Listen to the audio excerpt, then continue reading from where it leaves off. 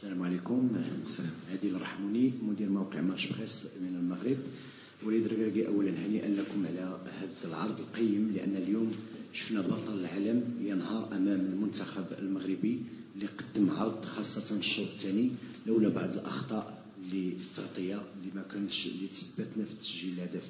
اليوم شفنا وليد ركراكي خرج على النمط السابق، انه كان ما كتكونش عنده نسبه امتلاك الكره وكيفوز. اليوم كانت عنده نسبه امتلاك الكره وكانت السيطره مطلقه وكنا قريبين من التسجيل. شنو هو السبب التغيير؟ Non, si j'ai des regrets sur ce match, c'est surtout le début de match. C'est d'avoir encaissé ce but rapidement, qui a donné encore plus de certitude à l'équipe de France pour rester dans son schéma. On avait dit que s'ils nous laisseraient le ballon, on le prendrait. Ils nous l'ont laissé, mais on a fait trop d'erreurs techniques à ce niveau-là pour pouvoir, en tout cas en première mi-temps, leur poser des problèmes. En deuxième mi-temps, on a été un peu plus, on va dire, adroit. On a moins perdu de ballon, on leur a posé des problèmes, on s'est créé beaucoup de situations. Mais on n'a pas été décisif dans les derniers 30 mètres. Malheureusement pour nous, on voulait marquer pour leur mettre le doute. Et après, avec une équipe comme la leur, avec les talents qu'ils ont offensivement, on sait qu'on peut être puni à tout moment. Et c'est ce qui s'est passé sur le deuxième but. Le deuxième but, il nous a un peu cassé les jambes, mais on est resté debout. On a essayé d'aller jusqu'au bout pour marquer ce but qui pouvait nous faire espérer. Mais félicitations à l'équipe de France. Je l'avais dit avant le match que c'était une grande équipe. Avec peu de choses, ils sont capables de gagner.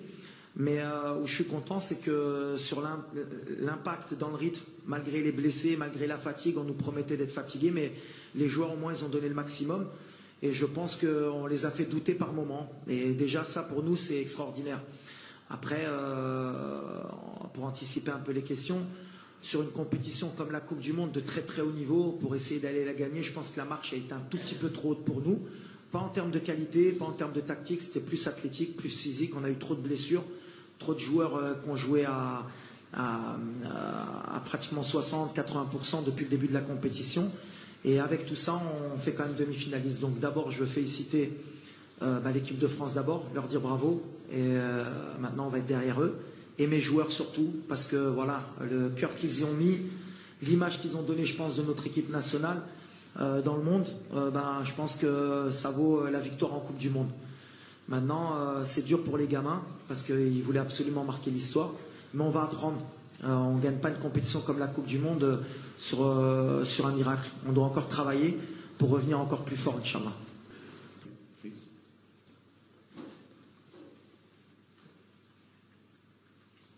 Oui, bonjour, Lionel Dangoumo du journal L'Équipe. Je voulais savoir ce qui vous a amené à prendre la décision d'aligner Romain Saiss et au départ Naïf Aguerd, et pourquoi est-ce qu'il n'a pas finalement pu tenir sa place, et aussi le choix de passer à une défense à 5. Est-ce que c'était lié aux incertitudes de ces deux joueurs, notamment physiques? Ouais, exactement. Alors, jusqu'à la dernière minute, on a fait le choix. Enfin, on a attendu jusqu'à la dernière minute pour voir si Romain pouvait jouer. C'est quelqu'un qui est très important pour nous dans le système, puis c'est notre capitaine. Et on a essayé jusqu'à l'échauffement. Naïf aussi, il revenait d'une bonne grippe. Et il tenait à être là. Et moi, je tenais à ce qu'il débute parce que c'est quelqu'un qui est très important dans notre défense. Et je pensais que c'était le mieux pour nous de jouer à 3 pour qu'ils aient moins de terrain à couvrir. Et puis aussi parce qu'on a deux latéraux de très haut niveau. Et on voulait créer des problèmes avec Ndembélé et Mbappé, déjà défensivement et aussi offensivement pour les obliger à défendre. Alors, des fois, on prend des risques. On avait travaillé sur 2 jours sur ce système-là. On était plus ou moins bien en place. Après, on a eu beaucoup de déchets. Puis après, la sortie de Romain nous fait repasser à 4. Après, avec surprise, on a été peut-être meilleur à 4 aussi. On avait peut-être plus de repères. Des fois, on fait des coups. Ça nous donne raison ou tort, mais j'ai aucun regret par rapport à ça. La sortie de Naïf, elle nous fait plus de mal avant le match parce qu'à la dernière minute, on a été obligé de changer. Et donc, Dari a été obligé de rentrer. Et tous ces petits détails ont fait en sorte que peut-être on n'est pas bien rentré dans le match. Mais on va apprendre, et moi le premier. Mais la sortie de Romain nous fait mal, mais en même temps, après en deuxième mi-temps, on a été bien dans notre système. Mais pas de regret. C'est l'idée, ouais, c'était d'aussi soulager Romain dans l'axe pour qu'il n'ait pas trop de courses à faire. Play the third place match, the bronze medal match now. How big is your motivation to play a match like that? And will you consider to rest some of your best players?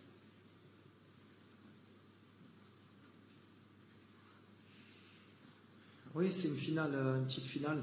Ça va être difficile pour nous, surtout mentalement. Déjà, on a beaucoup de blessés. On finit sur les rotules. J'ai 2 idées. Alors, j'ai envie d'aller gagner ce match. On va tout faire pour le gagner. Mais je pense que je vais donner aussi du temps de jeu à certains joueurs qui n'ont pas eu la chance de goûter à la Coupe du Monde parce qu'ils le méritent. Ils ont été extraordinaires avec le groupe. Donc voilà, on va essayer de faire un mix pour essayer d'avoir une très bonne équipe sur le terrain, d'essayer de gagner la 3e place et d'être performant. Mais aujourd'hui, on va essayer d'abord de récupérer parce qu'on a perdu et que c'est toujours difficile après une défaite de se projeter. Donc déjà, on va essayer de récupérer mentalement et on verra samedi qui pourra faire honneur au drapeau marocain pour essayer d'aller chercher la 3e place, Inch'Allah. Coach, après cet exploit, on va dire un exploit historique durant cette Coupe du Monde, est-ce que votre prochain objectif sera la prochaine CAN? Merci. Forcément, et puis on s'est encore plus mis de pression. Déjà qu'on était souvent des favoris, mais là avec la demi-finale, on est obligatoirement obligé de pas se cacher, et puis on ne va pas se cacher. Maintenant, voilà, il y a d'autres critères. L'Afrique, c'est différent. On va être attendu, mais on a un an pour se préparer. Déjà, je pense qu'on va mettre un peu de temps pour digérer cette compétition. Heureusement que le prochain rassemblement, c'est en mars. Mais je l'ai dit la dernière fois, moi, sur mon contrat, je ne me cache pas, je suis ambitieux. J'ai dit que si on ne faisait pas minimum demi-finale, je partirais. Et c'est comme ça qu'il faudra faire. Mais ouais, on va y aller pour la gagner. Mais attention, il y a des clients en Afrique aujourd'hui. Ça a progressé. Quand on voit les absents à la Coupe du Monde, que ce soit la Côte d'Ivoire, l'Algérie, l'Égypte, plus les 5 qui ont participé, plus le Nigeria. Voilà, il y a au moins 10 équipes qui vont postuler à cette CAN. Et on va faire partie d'elle et on va y aller avec humilité aussi. Mais on travaille, on progresse, mais on a envie de la gagner. English newspaper, The Guardian. I wonder if now that it's come to an end, if you have a sense of the enormity of what Morocco have achieved, a sense of the impact this has had globally, and what that means to you and your players, and what you said to them after the game.